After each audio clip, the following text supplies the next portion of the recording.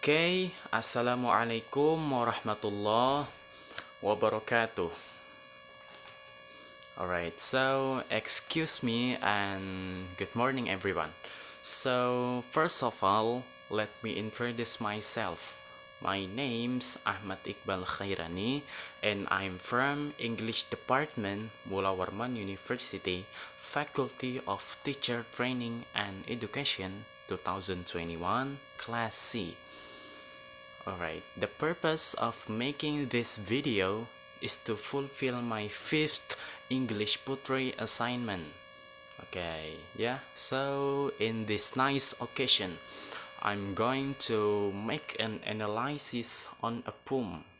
Analysis means I'm going to describe all of the meaning and also the figurative language maybe, and also the point is the content on a poem. So the title of the poem is The More Loving One by Winston Hugh Auden. Okay, without any further ado, let's move to the analysis explanation. Alright, at the first, I'm going to introduce the put first. Put means the person who were making the poem, yeah. And the second one, I'm going to explain the physical content, physical context, yeah. And the third is acoustic, fourth is lexical, and the last one is the figurative language. Alright, so I'm going to explain the first content is the put. Alright, so his name was Winston Hugh Auden, better known as W.H. Auden. He was a British American poet. Auden's poetry was noted for its stylistic and technical achievement, its engagement with politics, morals, love, and religion, and its variety in tone, form, and content. Some of his best-known poems are about love, such as Funeral Blues, on political and social themes such as September 1, 1939, and The Shield of Exiles on cultural and psychological themes such as The Age of Anxiety, and religious themes such as For the Time Being and Horae Canonicae. Okay, so next we move to the biography. Actually, this is still the first content, the background. So he was born in York. If I'm not mistaken, York is an old place, old name of New York. Now the name is New York, if I'm not mistaken. And he was grew up in and near Birmingham. Birmingham is located at Britain, in a professional middle-class family. He attended various English independent or public schools and studied English at Christ Church, Oxford. After a few months in Berlin, in probably, if I'm not mistaken, 1928 until 29, he spent 5 years teaching in British private preparatory schools. Then he traveled to Iceland and China to write books about his journeys. In 1939, he moved to the United States and became an American citizen in 1946, retaining his British citizenship. He taught from 1941 until 1945 in American universities, followed by occasional visiting professorship in 1940s. From 1947 to 1957, it means 10 years, he wintered in New York and summered in Asia. How to pronounce it? Asia or Asia? I think it's Asia, yeah. And from 1958 until the end of his life, he wintered in New York, in Oxford in 1972 until 73, and summered in Kürstetten, Lower Austria. He came to wide public attention with his first book poem at the age of 23 in 1930. It was followed by 1932 by The Orators. Three plays written in collaboration with Christopher Isherwood between 1935 until 1938 built his reputation as a left-wing political writer. Auden moved to the United States to partly to escape this reputation, and his work in the 1940s, including the long poems For the Time Being and The Sea and the Mirror, focused on religious themes. These two poems is focused on religious themes. He won the Pulitzer Prize for Poetry for his 1947 long poem, The Age of Anxiety, the title of which became a popular phrase describing the modern era. From 1956 until 1961, he was professor of poetry at Oxford University, if I'm not mistaken. His lectures were popular with students and faculty, and served as the basis for his 1962 prose collection, The Dryer's Hand. Auden and Isherwood maintained a lasting but intermittent sexual relationship from around 1927 until 1939, while both also had briefer but more intense relations with other men. In 1939, Auden fell in love with Chester Kallman and regarded their relationship as a marriage. But this ended in 1941. It means he was married just for 2 years, when Kallman refused to accept the faithful relations that Auden demanded. However, the two maintained their friendship, and from 1947 until Auden's death, they lived in the same house or apartment in a non-sexual relationship, often collaborating on opera liberty, such as that The Rake's Progress, the music by Igor Stravinsky.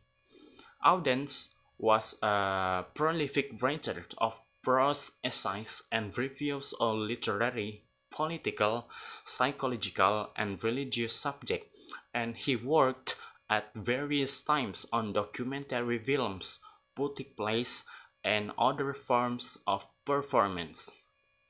Throughout his career, he was both controversial and influential, and critical views on his work ranged from sharply dismissive, treating him as lesser figure than W.B. Yeats and T.S. Eliot, to strongly affirmative, as in Joseph Brodsky's statement that he had the greatest mind of the 20th century. After his death, his poems became known to a much wider public than during his lifetime. I don't know why is that like that. Through films, broadcast, and popular media. Okay, that's the background, the biography, and maybe the achievement of W.H. Auden. And next, we move to the summary. Before I explaining the stanza, or maybe the physical one, I'm going to read and explain the summary of the More Loving One. The More Loving One is a poem in which an extended metaphor is used to depict the feelings of the speaker, who is the victim of unrequited love. Auden uses the extended metaphor of stars to represent the love who doesn't feel the same for their portions. The speaker recognized that the stars do not give a damn, yeah. The stars do not give a damn, but that doesn't stop him from admiring them. Additionally, he also knows that if the stars were to disappear, he would be able to get over his feeling for them after some time. The speaker, looking at the night skies, observes that the stars don't care one bit about humanity. But really, the speaker goes on. Indifference is the least of anyone's problem in this world. Wouldn't it be unpleasant? The speaker says, if the stars love humanity desperately, but humanity can love the stars back. Now, if there can be mutual love, the speaker would rather be the party who loves more deeply.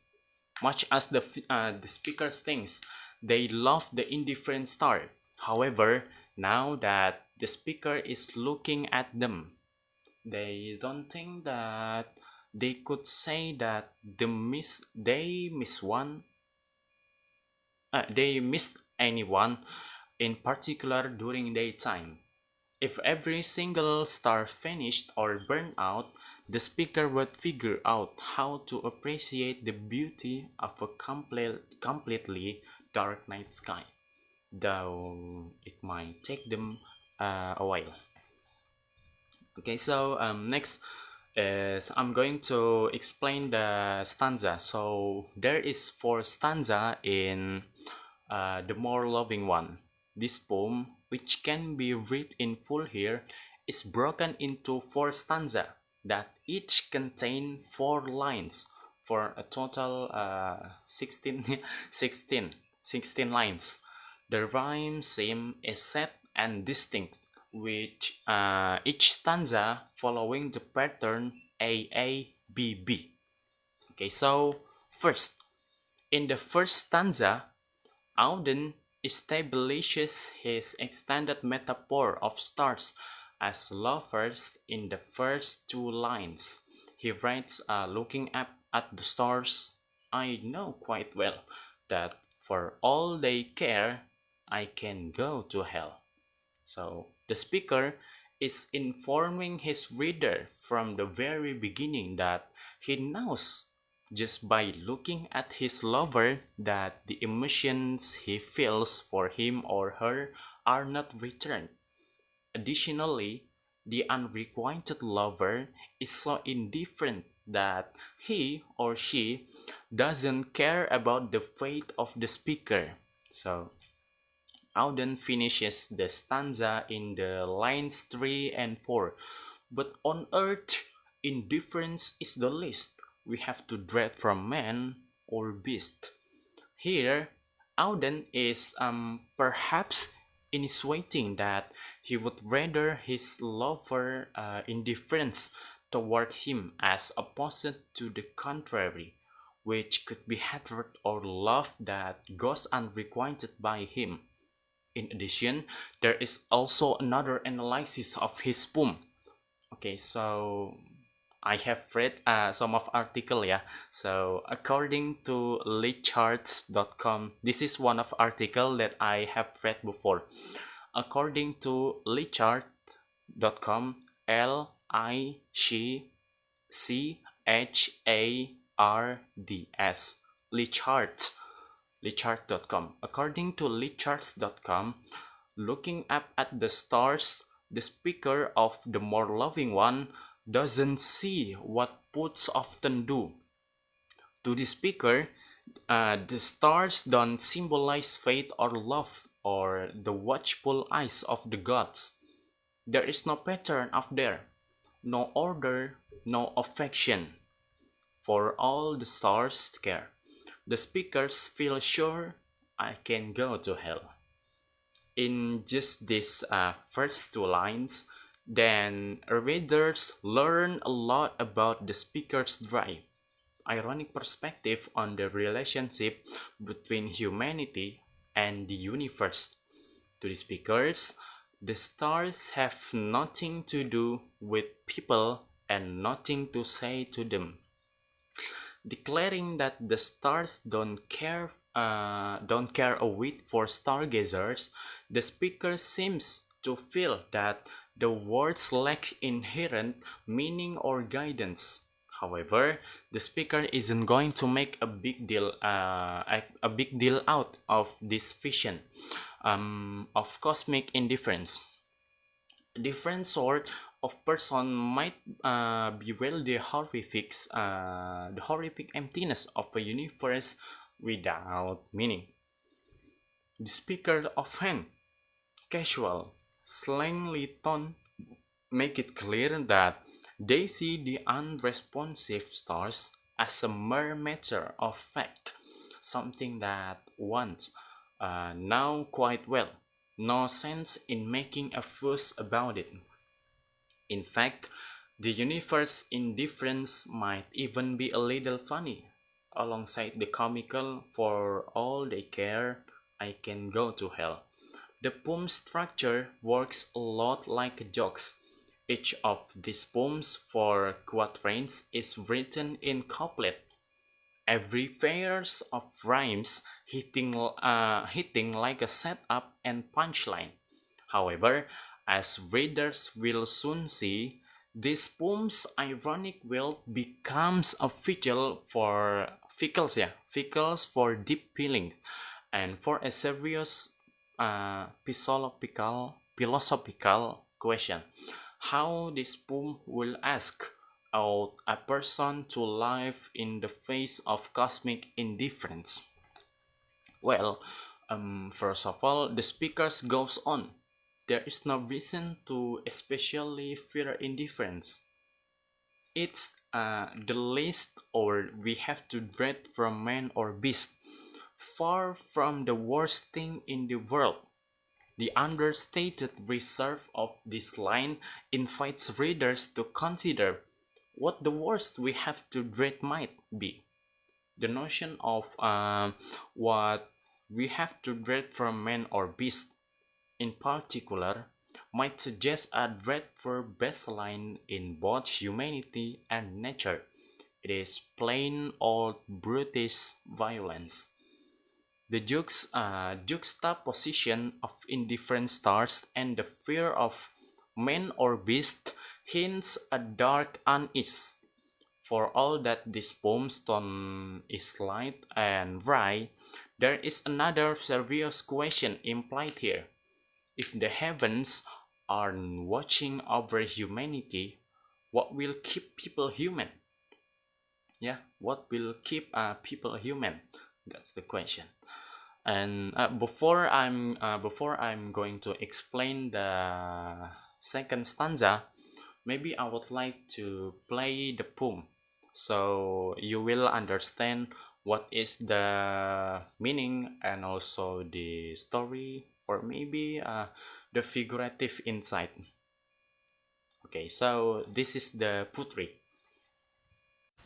The more loving one. Looking up at the stars, I know quite well that for all they care, I can go to hell. But on earth, indifference is the least we have to dread from man or beast. How should we like it, were stars to burn with a passion for us we could not return? If equal affection cannot be, let the more loving one be me. Admirer, as I think I am, of stars that do not give a damn, I cannot, now I see them, say I missed one terribly all day. And were stars to disappear and die, I should learn to look at an empty sky and feel its total dark sublime, though this might take me a little time. Okay, so this is the second explanation about the stanza. Auden continues these themes into the second stanza, which opens with a question to the reader.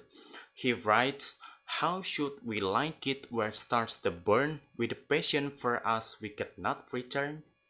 He seems to be asking his reader which would be better, to be loved and not loved in return, or to be the one who is on the other end, who doesn't reciprocate the love of one's sweetheart. The speaker answered the question for his reader in lines 7 and 8. If equal affection cannot be, let the more loving one be made. So, according to the speaker and Auden, it is better to be the one who loves as opposite to the one who doesn't.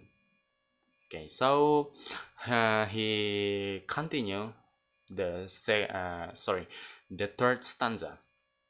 In the third stanza, the tone shifts slightly, and the speaker recognized that love is fleeting and impermanent, where all four lines of the stanza complete one thought. Here, the speaker acknowledged that what he currently feels for his lover is not something that will always be. He doesn't feel so strongly that he will be unable to live without them, and he even admits that when he sees them, he doesn't feel as tough, that he missed them while they have been away. And let's as Auden continue with this idea in the fourth and final stanza. The speaker admits that if his lover, again represented as stars, were to go away or die, he would learn to not only get over that person, but also to feel their absence as sublime. He recognized, however, that this would not happen overnight. Instead, it would take some time to get over the receiver of his love. And yeah, that's all about the physical of the more loving one. And the next is acoustic. Actually, my physical explanation is more preferred to the stanza. Yeah, and here acoustic is including form, meter, and rhyme scheme of the more loving one. Oh yeah, I forgot. Here I'm going to explain the acoustic content. Yeah, so like what I was said before, acoustic is including form, meter, and rhyme scheme of the more loving one. The first is form. Like many of Auden's poems, the more loving one uses a traditional form to explore and complex art, witty and understatedly melancholy idea. Written in 4 quatrains of rhymed couplets, the poem has the rhythms and sounds of an old song, or perhaps a series of dry jokes, every couplet a setup and punchline.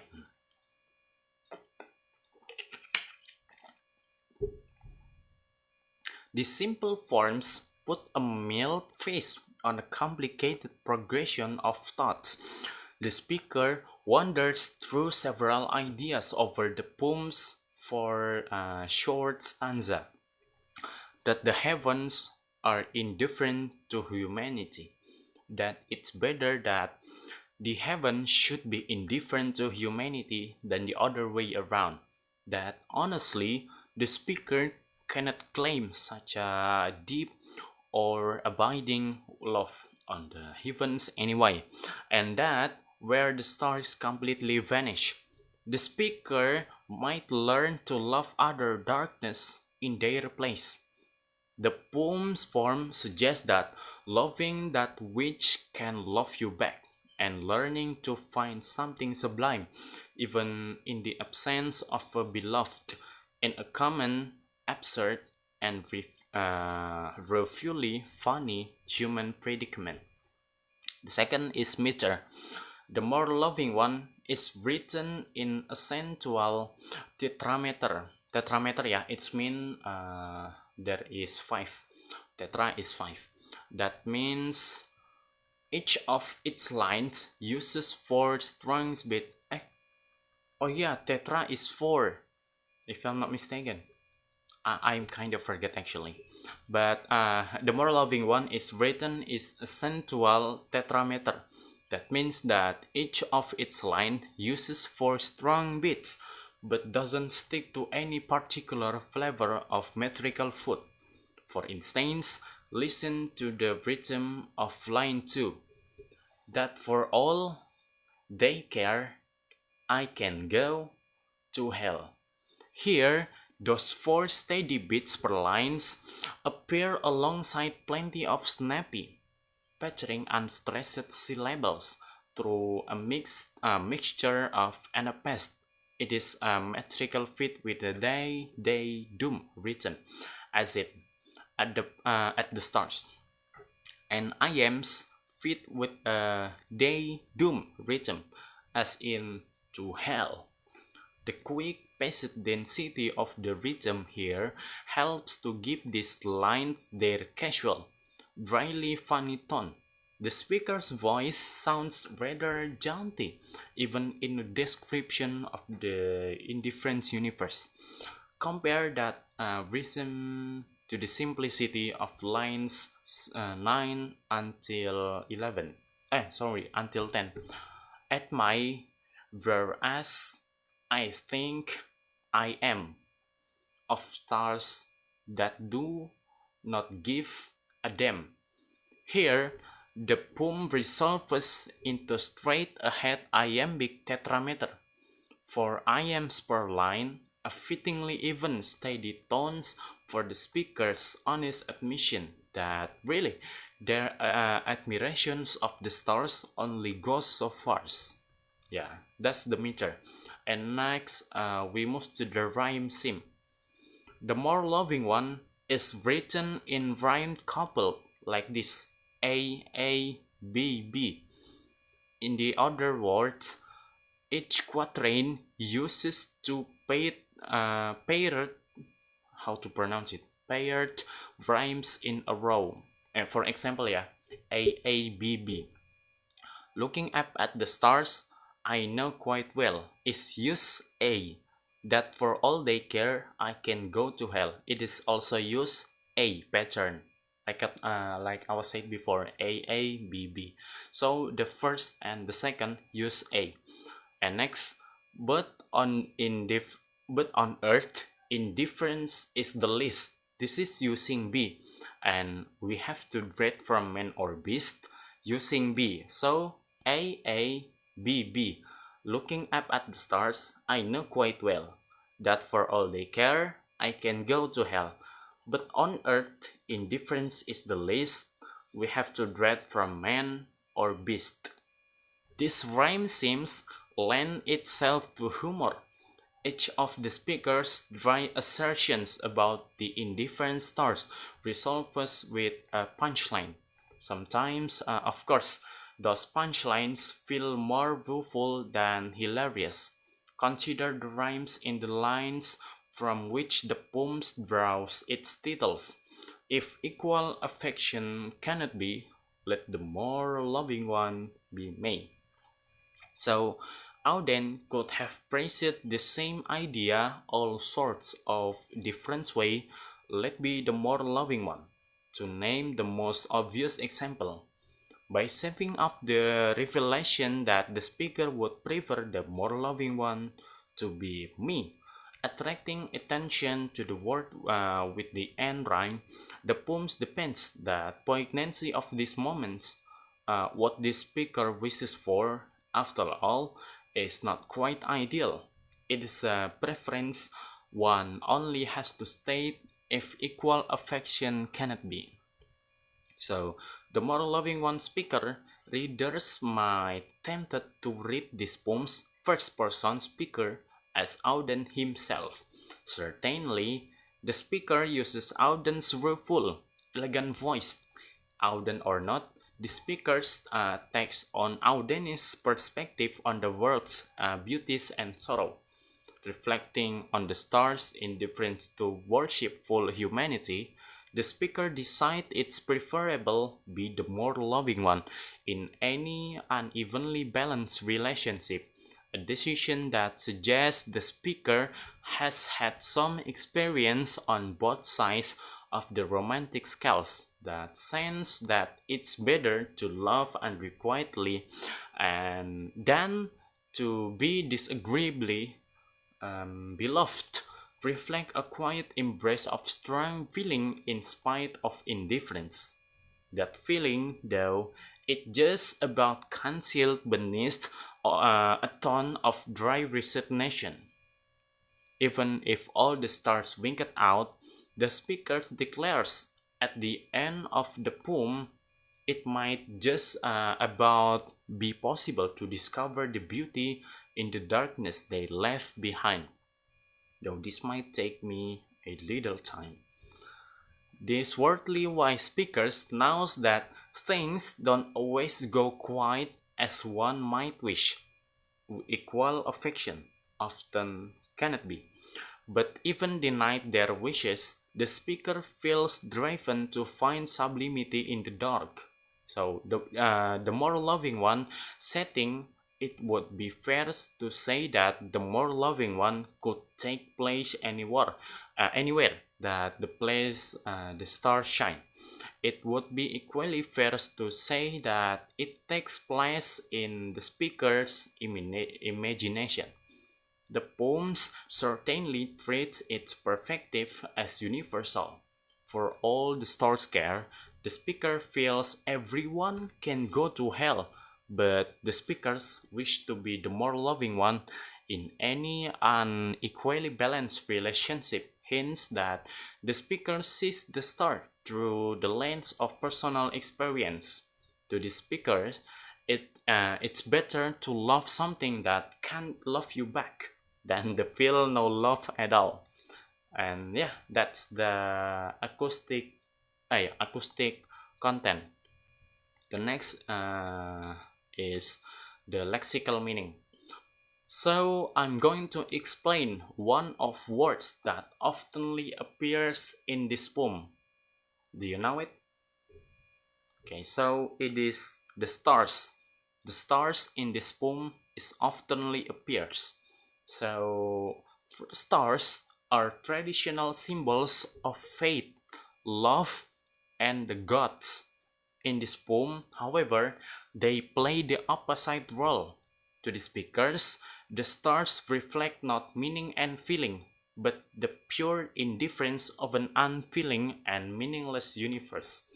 These poems personified stars might also suggest in an indifferent lover, a person the speakers feels deeply for, but who doesn't give a damn about the speaker.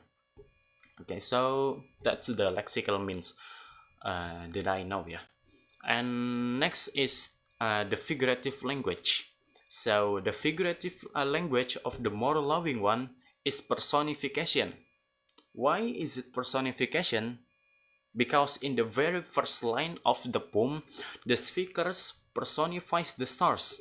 Looking up at the stars, I know quite well that for all they care, I can go to hell.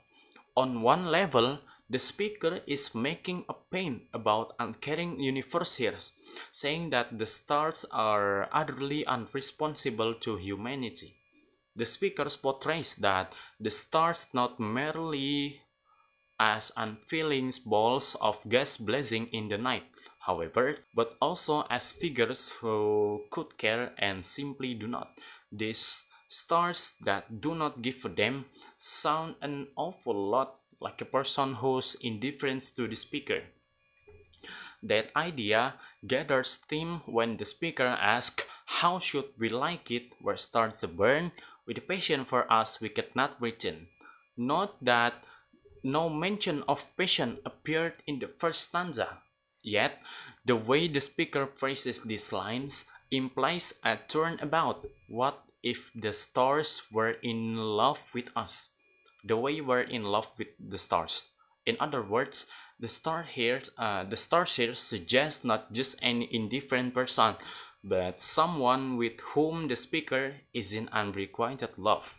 So this personification helps to give this poem its subtle depth of feeling. while the speaker's voice sounds dry. The distancing image of the stars suggests a person trying to manage a painful romantic disappointment by philosophizing about it, where personification appears in the poem.